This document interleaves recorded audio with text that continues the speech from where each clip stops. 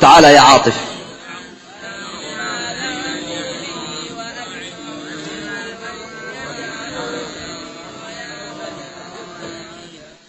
عرف باسمك ثم اقرأ ما تيسر لك. عاطف عبد الأحد، نحب الله.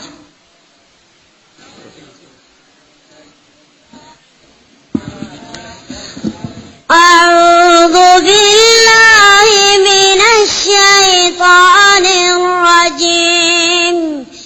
اعلموا أنما الحياة الدنيا لعب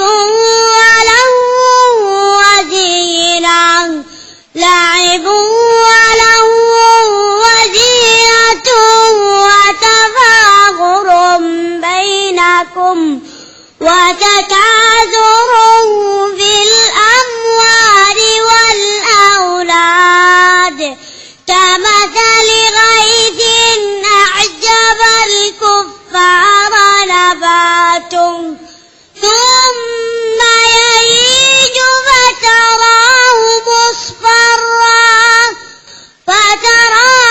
مصفرا ثم يكون حطاما وفي الآخرة عذاب شديد ومغفرة من الله ورضوان وما الحياة الدنيا إلا متاع الغرور.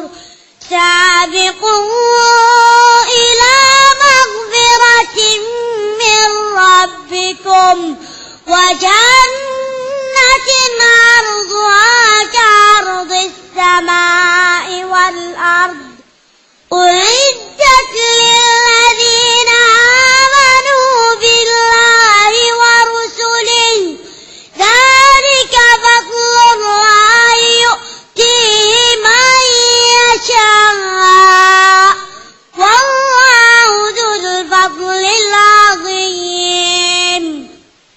ما أصاب من مصيبة في الأرض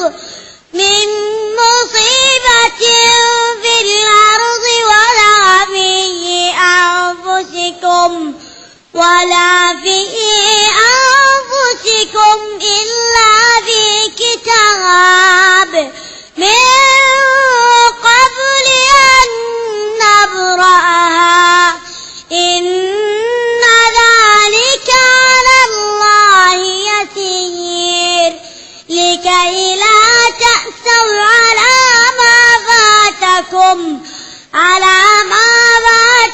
ولا تفرحوا بما آتاكم والله لا يحب كل مختال فخور.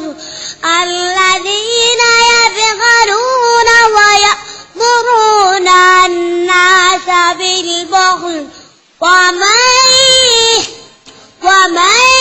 يتولى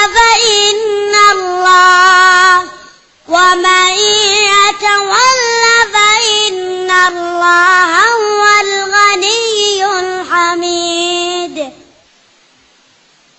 بارك الله فيك يا بني عاطف، وأقر بك عيني والديك، وجعلك مثالا لكل حافظ ودارس للقرآن الكريم.